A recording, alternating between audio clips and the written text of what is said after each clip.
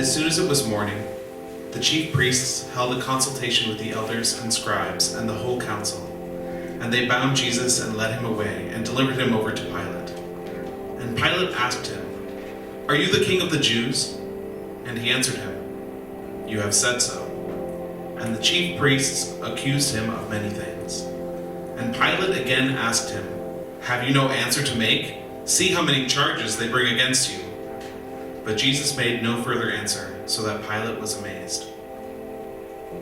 Now at the feast he used to release for them one prisoner for whom they asked. And among the rebels in prison who had committed murder in the insurrection, there was a man called Barabbas. And the crowd came up and began to ask Pilate to do as he usually did for them. And he answered them, saying, "Do you want me to release you, for you the king of the Jews?" For he perceived that it was out of envy that the chief priests had delivered him up. But the chief priests stirred up the crowd to have him release for them Barabbas instead. And Pilate again said to them, "Then what shall I do with the man you call the king of the Jews?" And they cried out again, "Crucify him." And Pilate said to them, "Why? What evil has he done?" But they shouted all the more, "Crucify him." So Pilate, wishing to satisfy the crowd, released for them Barabbas, and having scourged Jesus, he delivered him to be crucified. And the soldiers led him away inside the palace, that is, the governor's headquarters. And they called together the whole battalion. And they clothed him in a purple cloak, and twisting together a crown of thorns, they put it on him. And they began to salute him, "Hail, King of the Jews!" And they were striking his head with a reed, and spitting on him, and kneeling down in homage to him. And when they had mocked him, they stripped him of the purple cloak, and put his own clothes on him.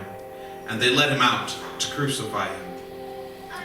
And they compelled a passerby, Simon of Cyrene, who was coming in from the country, the father of Alexander and Rufus, to carry his cross.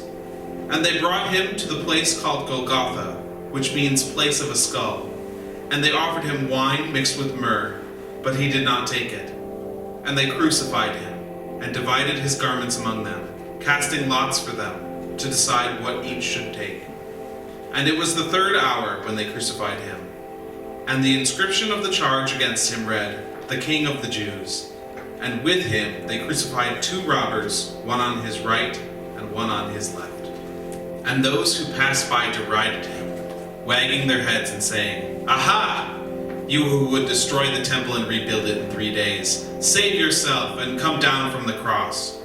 So also the chief priests with the scribes mocked him to one another, saying, "He saved others, he cannot save himself. Let the Christ, the King of Israel, come down now from the cross, that we may see and believe."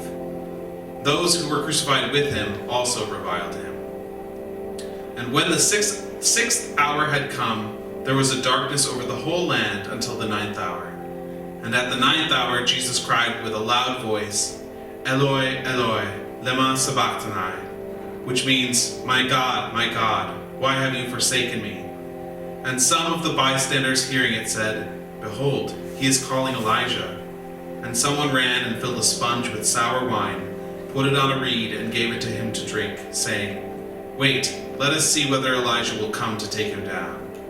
And Jesus uttered a loud cry and breathed his last. And the curtain of the temple was torn in two from top to bottom.